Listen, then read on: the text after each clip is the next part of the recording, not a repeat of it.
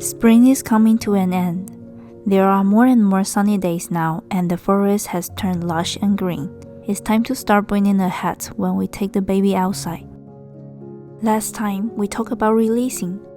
We loosened and let go of old energies and outdated patterns, like tilling the soil, pulling out the weeds and removing the stones, so the earth can breathe again. Now, with a fresh foundation, we can begin nourishing the soil, making it soft, moist, and full of life before we plant new seeds.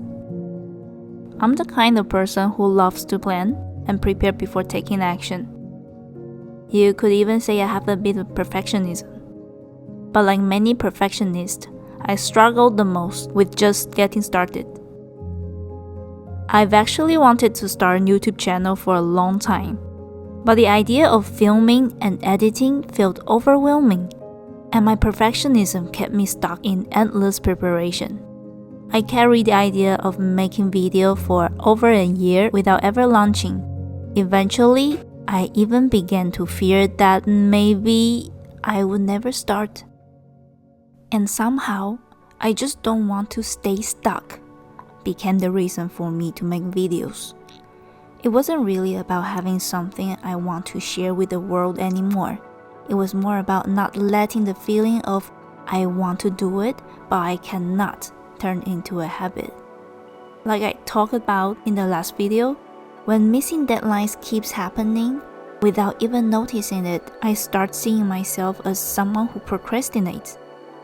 When I have ideas but keep holding back, it's like I'm quietly proving to myself that I'm not brave enough to try, or I cannot actually make things happen even when I want to. I realized if I didn't break through, this pattern of wanting but not doing could take root in my subconscious.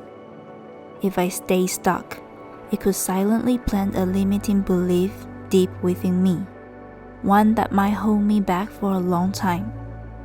At some point, making a video became about breaking free from that limiting belief, and while that intention was real, it wasn't a healthy foundation. When putting something out into the world with this intention, it's completely different from putting something out with the intention of, I have something amazing I really want to share. The energy frequency is just not the same. Sometimes, before we can really move forward, what we need is not to plan more, especially if you are like me and tend to get stuck in perfectionism. What we actually need is a better quality intention. When we create from fear, even if the actions look the same on the surface, the energy behind them is completely different from when we create from love or passion. And people can feel that energy. They always can. So, I decided to just stop for a bit. I didn't force myself to start immediately, but instead, I took the time to take care of myself first.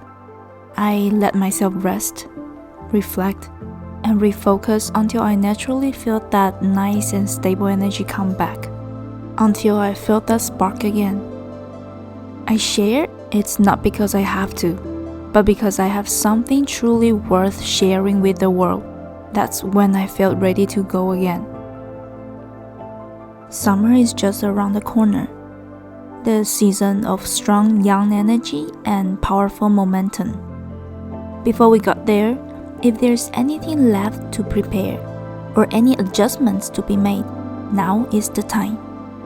This is the last moment to nourish, the last moment to plant seeds. Is there anything you really want to do this year but haven't started yet? Let's use the end of spring to get ourselves ready before summer kicks in. What else do you need to prepare in order to reach the goals you've set for yourself? If you've already let go of the energy and burdens you don't need anymore with the last video, what kind of nourishment can you give yourself now to help you stay grounded and support the actions coming up?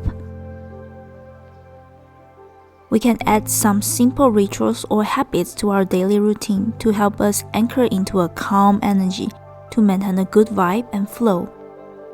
They are like ongoing nourishments for the soil, keeping it rich and fertile ready to support anything you planned. Stepping into nature has always been such a beautiful way to nourish the mind, body, and soul.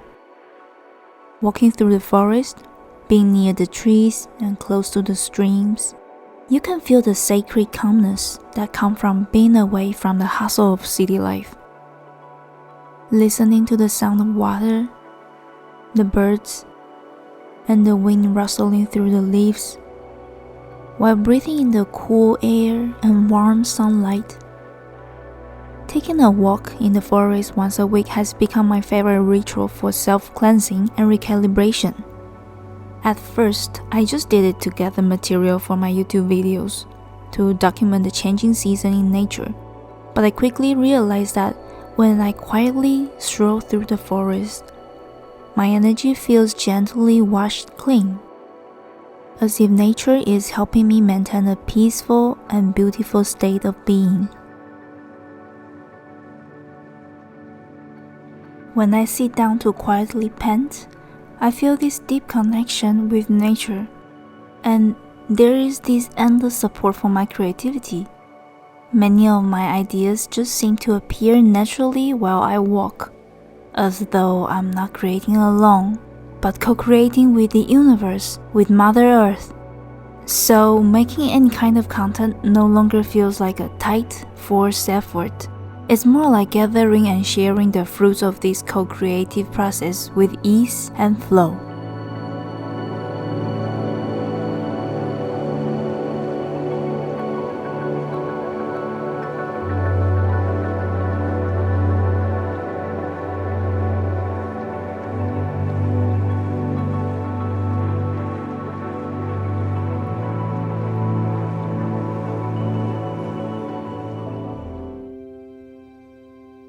Stepping into nature is my ritual for taking care of myself, but nourishing habits can be much smaller and simpler than that. It can be as small as writing down 3 things you are grateful for every night before bed. It can be 10 minutes of meditation, a short journal session, a morning stretch, or 20 minutes of reading something you love. You don't need to do a lot, just starting with one tiny easy habit, and let it naturally grow from there. The habits you choose should support the actions you want to take next. For example, after completing these habits or rituals, you will feel reconnected with your true self and feel energy recharged for your plans. This small nourishing practice may seem insignificant, but they are what steadily nourish your inner soil. The habits you cultivate over time will become your steady and lasting source of support.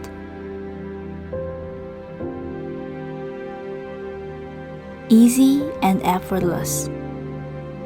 What kind of nourishing habits or rituals will you weave into your daily life?